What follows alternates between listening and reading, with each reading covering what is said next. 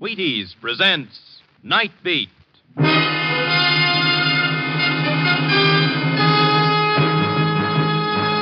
On stage tonight from Hollywood, Night Beat, another in the Wheaties' big parade of exciting half-hour presentations.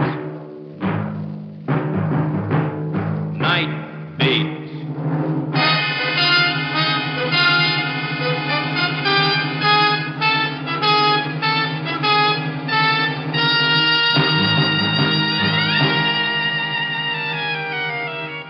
Hi, this is Randy Stone. I cover the Night Beat for the Chicago Star. Stories start in many ways. That night, my story began with the innocent ringing of my telephone. I didn't know that on the other end of the line was death. Night Beat, starring Frank Lovejoy as Randy Stone.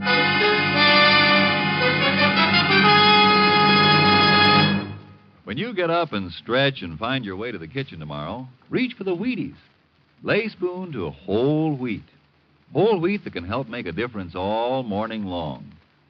Start a good breakfast with Wheaties for the roll-up-your-sleeves kind of energy that can make the morning go smoother. There's a whole kernel of wheat in every Wheaties flake. You got it? A whole kernel of wheat in every Wheaties flake. That's why Wheaties can do so much. That's why Wheaties at 7 can really help at 11. Tumble out those golden flakes, pour on the milk, put on the fruit, pick up the spoon, and smile. You're getting nourishment to help send you through the morning on high. You do it. Help yourself to Breakfast of Champions. And see how Wheaties at 7 can help at 11.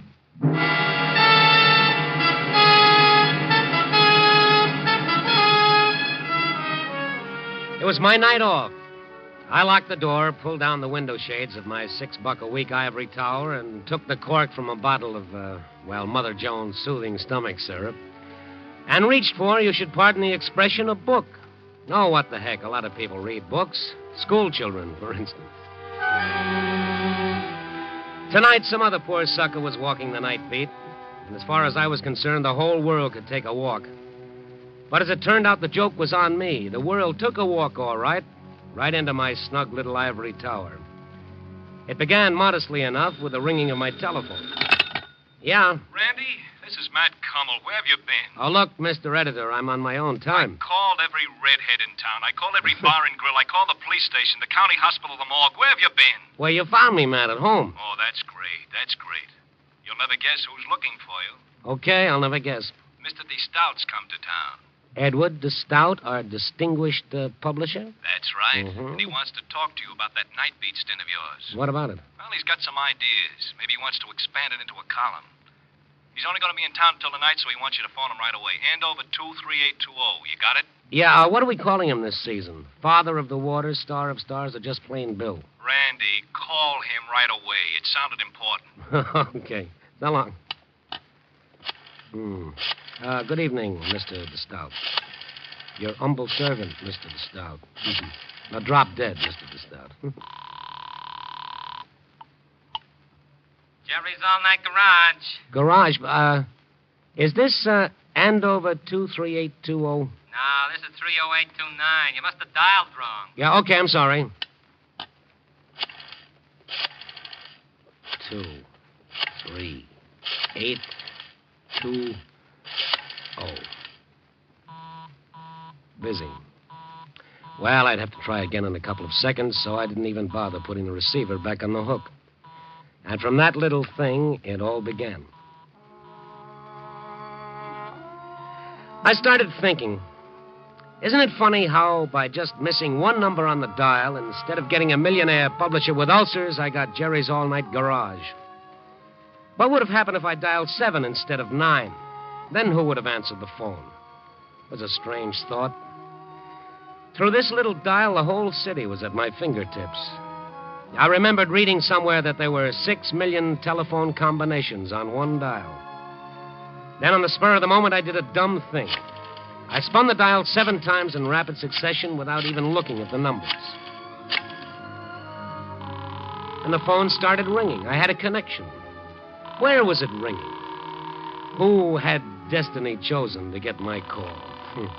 Some frowsy little gal crying her eyes out in a back bedroom? A dozing night watchman in an office closed for the night? Was my call interrupting a family brawl in some dark flat on the north side? Was it breaking up the sleep of some poor guy working a night shift? Well, wherever it was ringing, there was no answer. So I tried dialing the Stout's number again. I thought, what a swell idea for a column. The whole city at your fingertips. Still busy. So, again, just for the fun of it, and without looking at the phone, I dialed 7 times.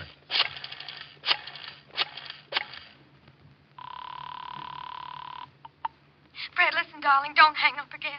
Let me talk to you. Please, darling. Hey, what is this? What? Oh, I thought... What do you want? Oh, nothing. I must have dialed the wrong number. I'm sorry. Wait a minute. Don't hang up. Maybe you can help me. Help you? What is it? My life's in danger. Come again? I've got to have a doctor right away. Well, I'll call one for you. But I can't have any doctor. I've got to call one who would understand. One who wouldn't betray Fred. Then why don't you call Fred's doctor? I've called Dr. Bechtel. Bechtel? Yes, Russell Bechtel. He's Fred's doctor. But his nurse says he's out on a call and she doesn't know where to reach him. I couldn't tell her the trouble I'm in. She wouldn't understand. She'd only tell me to call the police. The police? Yes. Fred's had one of his attacks. He's threatened to kill me again. And this time he's gone for a gun. Oh, well then, sister, you better call the police. No! They'd put Fred away for good, and I couldn't stand that. I'd rather be dead. I get it. You don't believe me. Oh, you catch on fast. Who put you up to it, honey? Sounds like the boys on the police beat. Listen, you've got to believe me. Does it say so in the Constitution? Look, I'm pretty busy. Please, you've got to.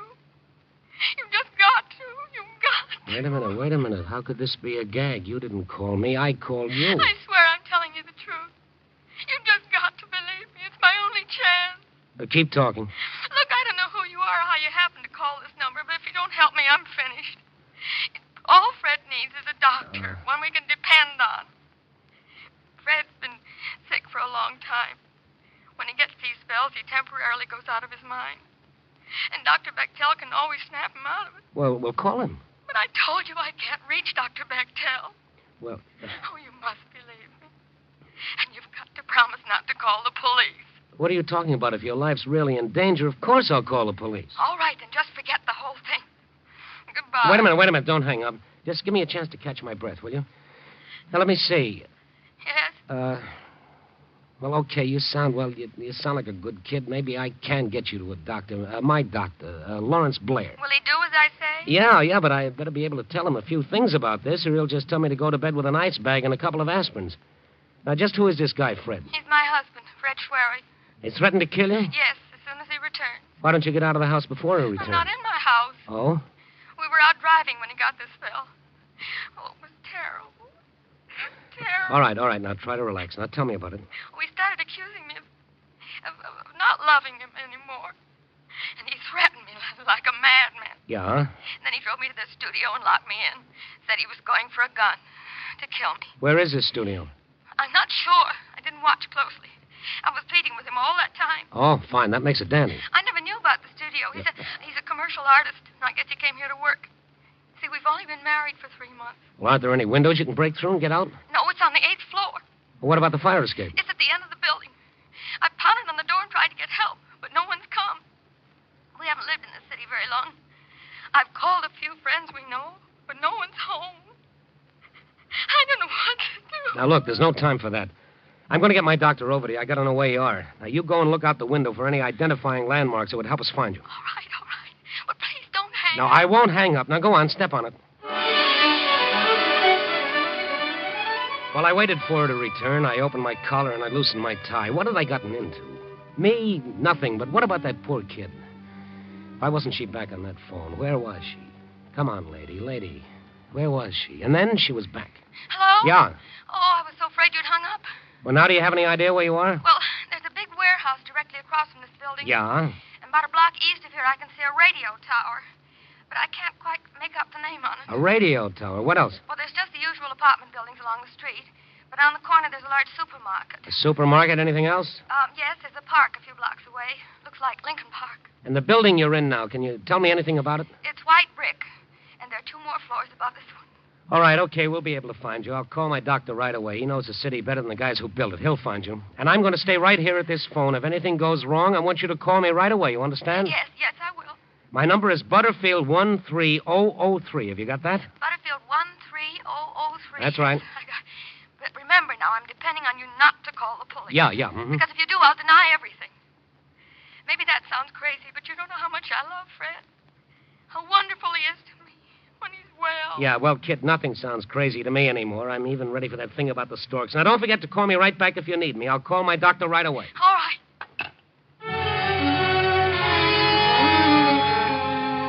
When I hung up the phone, I was ready for a blood transfusion. I tried to light a cigarette, but the match shook so much you'd have thought I was signaling somebody. But then as I reached for the phone book to call my doctor, I started thinking again. I said, oh, Randy, it's too pat to be true. I couldn't help imagining that someplace a room full of practical jokers were doubled up in laughter over the way the girl had taken me in. But how could that be when I called her? Well, just the same, I'd better check. She said her doctor was Russell Bechtel. Before I called my doc, I'd call this fellow Bechtel just to make sure. I found his number in the book.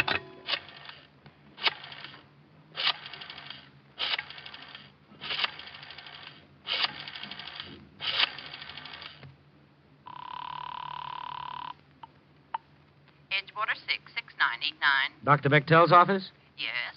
Who's calling, please? I'm a newspaper man on the store. I'd like to talk to the doctor. Oh, I'm sorry. He's not in now. He's out on a call. Can I help you? Well, maybe. Does the doctor have a patient named Fred Schwery? Well, these things are confidential. Yes, look, ma'am, there's no time for that. A few moments ago, I spoke to Fred Schwery's wife. Well? She told me that Schwery had gone into a violent fit of some kind. He's had another attack? Yes, he's got her locked in his studio, and he's gone for a gun to kill her. Then you'd better call the police right away. You mean she was telling me the truth? I mean, Fred Schwery's a dangerous paranoiac. He's had 3 attacks in the last 2 months. Why wasn't he put away? Oh, the doctors begged that girl to commit him to asylum, but she's so stubborn. You know the address of Schwery's studio? No. The doctor might. Well, But I've no way of reaching him till he calls in.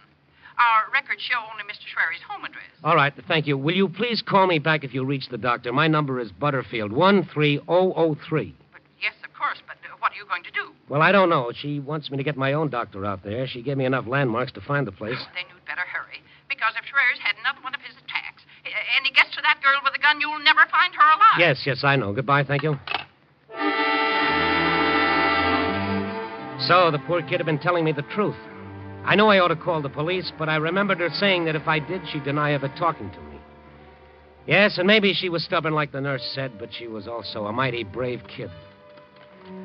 I started looking through the phone book for my doctor's number. Black, Blaine, oh, where is it? Is it Blair, Jasper, Lawrence? There it is, Dr. Lawrence Blair, Radcliffe 41079. Before I could dial the number, my phone started ringing. Yeah? I can only talk for a second. I was looking down. I just saw Fred drive up in the car. It's too late for the doctor. Yeah, but not for the police. I'll call him right away. No, you can't. But don't you see your life is in danger? If he's insane, he's got to be restrained. Oh, please give me a little time to try to handle it my way. No, I refuse to. Then I'll tell Fred the police are coming for him. Give him a chance to get away. But you don't understand. I only understand that I love Fred. Nothing else matters one bit. I've talked him out of these attacks before, and I'm going to try to do it again. All right. How much time do you want? Give me half an hour. No, 15 minutes. If you don't call back in 15 minutes, I'll know you're in trouble, and I'll have the police out there at once. 15 minutes. All right, now I've got to hang up. He's unlocking the door. Now remember, 15 minutes. Yes, I've got to hang up now.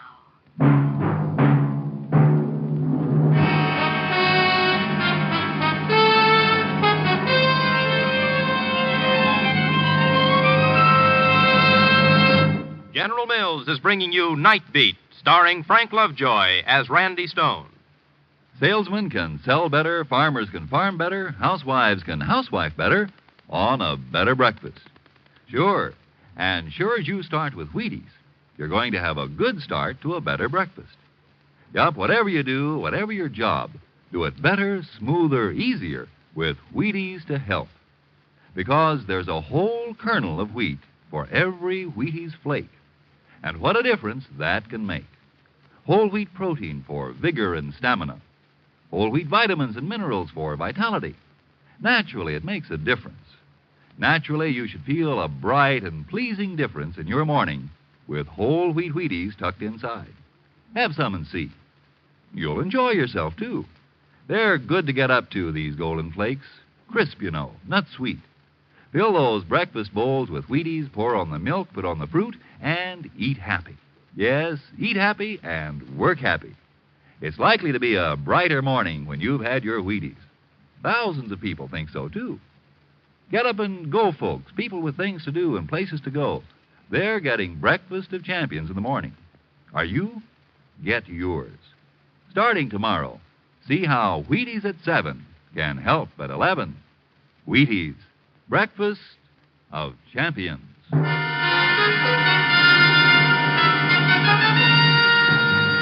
now, back to Night Beat and Randy Stone. This time I'd hit the jackpot in spades. I was just doodling on the phone, spinning the dial without even watching it, when I got a girl waiting to be killed by her crazed husband. I'd promised to wait 15 minutes to give her a chance to snap the guy out of it, and if I didn't hear from her at the end of that time, I was to call the police. I wasn't sure my watch was right, so I dialed for the correct time.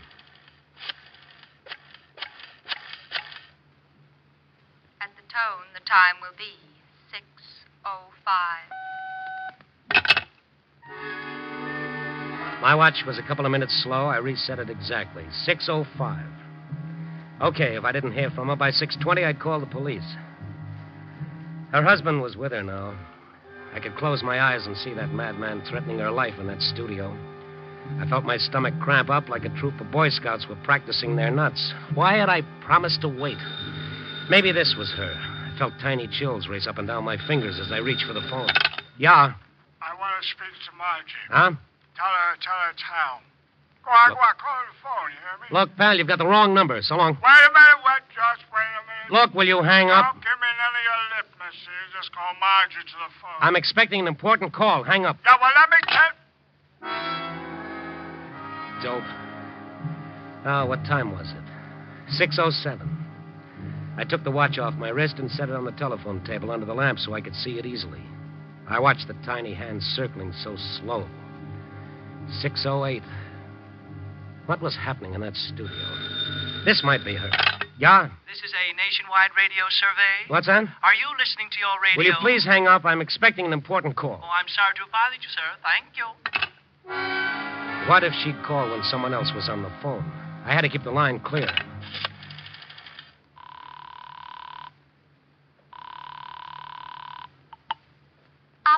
Operator, I'm expecting a very important call during the next 10 minutes, and I don't want to receive any other calls. Can you help me? Is the call you're expecting long distance, sir? No, it's local. It would be impossible to block out your line for local calls, sir, because then the call you're waiting for would be unable to come through. Oh, yes, I hadn't thought of that. Thank you. Bye.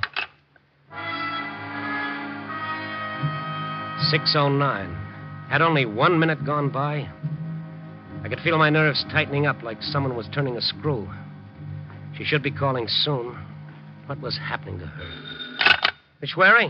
I want to speak to Margie. Didn't I tell you you've got the wrong number? And I get off the line and stay I off. got the right number, all right, smart guy. You just put Margie on the phone, you hear me? You tell her it's Hal. Why doesn't that bum stop calling? Why didn't he stop? Oh, okay. Come on, relax, kid. Relax. 6:12. Why had I promised to wait? I should be calling the cops right now.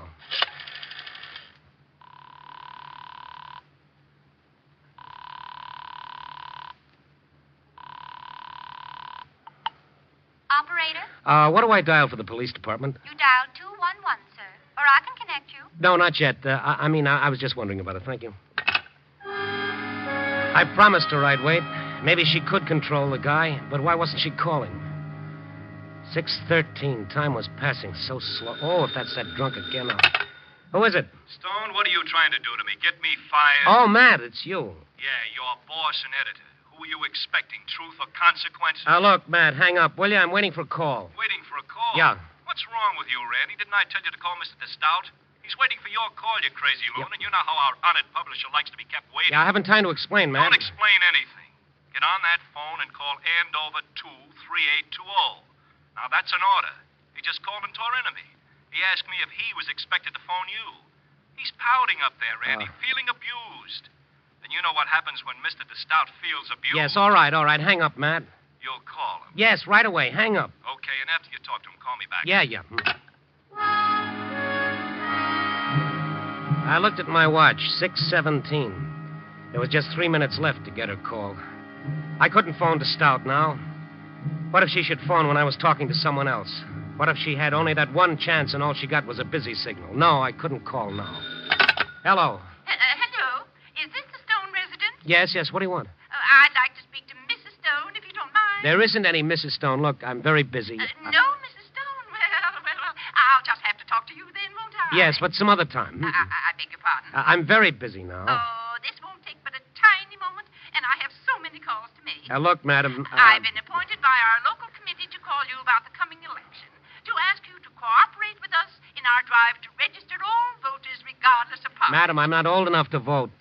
But if we all vote, then don't you see we can do something? Look, I'm going to have to hang up. But for heaven's sake... Some other time. Yeah. Buddy, you better not hang up on me again. Will you stop calling this number? 6:19, and she hasn't called. I'm going to wait for 1 more minute to pass, and then I'm going to call the police. Hello. Randy Stone? Yes? I asked Matt Cummel to have you call me, Mr. Stone, but apparently you were unable to. This is Edward DeStout speaking. Oh, the big boss. Oh, no. What's that? Yes, Mr. DeStout. I was going to call you as soon as I had the time. As soon as you have the time. Well, I must say, that's not exactly flattering, Stone. I rather imagine Mr. DeStout, I'm expecting a very important phone call. There are people who think that a call from me is also rather important. Can I call you in 5 minutes? And what am I supposed to do? Just sit here waiting for your call like a lackey? I believe Cummel told you I was leaving tonight. But, Mr. Stout... So we'll talk now, if you don't mind. Look, instead of talking about this on the phone, how about me taking a cab over to your place as soon as my call comes through? We could talk it over much easier. Oh, I think we can handle the matter over the phone very nicely. But we can't handle it over the phone. Don't you see? A girl's life is at stake, and you prattle on like we had all day. A girl's life at stake, is it? Yes. I've heard about your talents for invention, Mr. Stone, but I don't think I enjoy the idea of you practicing them on me. Look, the Stout, I'm afraid I'm going to have to do something else you won't enjoy. I'm afraid I'm going to have to hang up. I wouldn't do that. What time is it now? 6:21. It couldn't be. I couldn't have talked to him that long. Oh, hurry. At the tone, the time will be 6:21 and 1/2. 6:21 and 1/2. Well, I've kept my part of the bargain.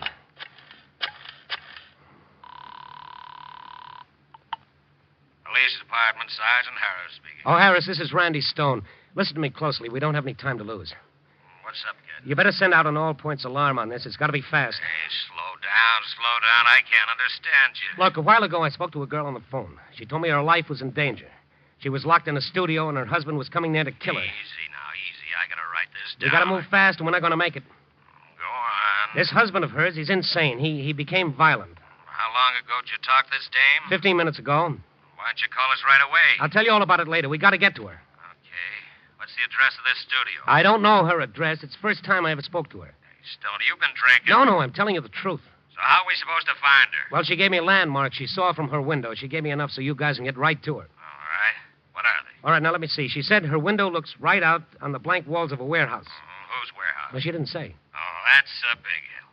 Next. Well, she could see the tower of a radio station about a block away. Could she make out the call letters of the station? No. That's no good. What else? What do you mean, no good? How many stations you got on your radio, Stone? What else?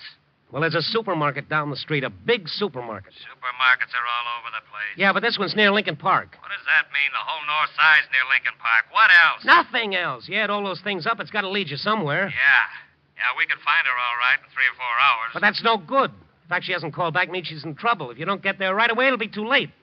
Hey, wait. What? Why, we're a couple of dubs. What do you mean? She called you, would you call her? I called her. Okay, we're in business. Huh? We'll have a squad car out to that studio in 3 minutes. I don't get it. You call her, don't you see? Yeah? All you got to do is give us her phone number, and through the phone company, we can trace down her address in 30 seconds. What number did you call?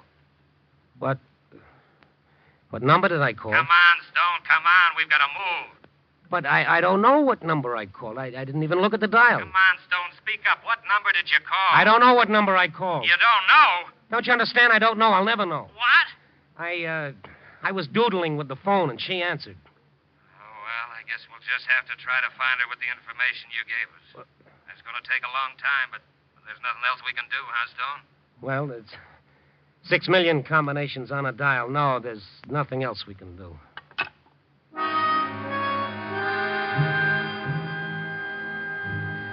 I hung up the phone and just sat there. I wanted to die quick and easy. What was I going to do now? How was I going to be able to go on living as though nothing had happened? I was just as much of a murderer as that crazy husband. How could I be so stupid? Why didn't I ask for a number? Why didn't I? Yeah? Mr. Stone? Yes? This is Dr. Bechtel's nurse, Mr. Stone. Yes. Oh, I'm so glad I got you. It's all right. What's all right? I was able to locate Dr. Bechtel just after you called. You what? He knew the address of the studio, all right, and he got there in plenty of time. We're sending Swery to a sanitarium for treatment. And the girl? Oh, she's fine. Had to give her a sedative, though. That's why she didn't call herself. But all's well that ends well, like they say. Oh, you know what I've been doing the last 15 minutes waiting for her call? I'm half nuts myself. I'm ready for a straitjacket. But, Mr. Stone... Why didn't you call me right away? But, Mr. Stone, I've been trying. Your line's been busy.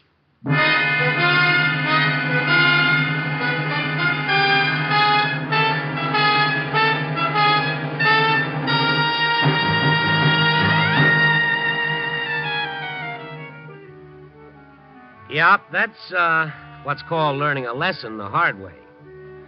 The lesson being that ivory towers went the way of hoop skirts and 60-cent steaks. Nope, there's no escaping from the world. We're all tied together, for better or worse, whether we like it or not.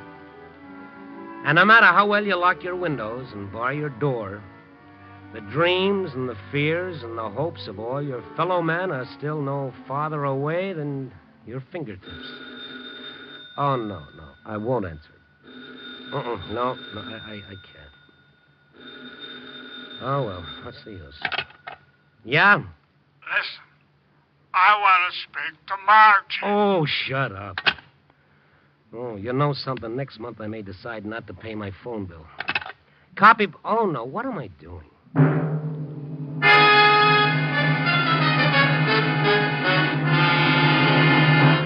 You're listening to Night Beat on the Wheaties Big Parade. Oh, Frank Lovejoy. Yeah. How do you like that slogan we've got for Wheaties? Oh, you mean that one about 7 and 11? Yeah, you know. See how Wheaties at 7 can help at 11. Well, I think it's swell. How'd you happen to think of it? Well, can you keep a secret? Oh, Silent Frank, they call me. Shoot. Well, the other morning I missed my Wheaties. Imagine. And I tell you, Frank, by 11 o'clock I felt like I'd been put through the ringer. I was worn to a frazzle. Well, that just goes to show you. You know it. It certainly convinced me that if you eat Wheaties at 7, you get the energy you need to help you feel good right on to lunchtime. Oh, so you thought up see how Wheaties at 7 can help at 11, hmm? Well, no wonder they call you the Wheaties man. That's right, Frank. Good night. Night.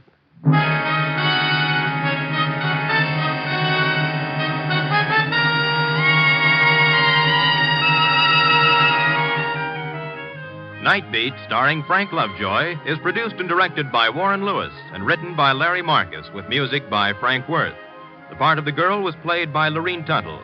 Others in tonight's cast were Catherine Card, Barbara Dupar, Bill Lally, Peter Leeds, and Jay Novello. Frank Lovejoy will next be seen in Milton Sperling's production 3 Secrets, released by Warner Brothers.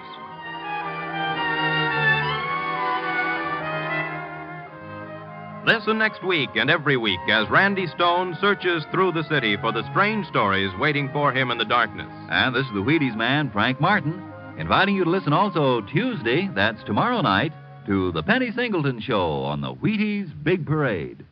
See you then.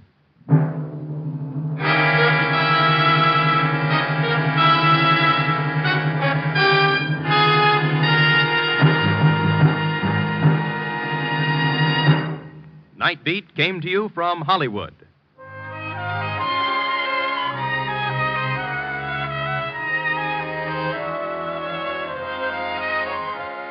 Now you can hear the first piano quartet on NBC.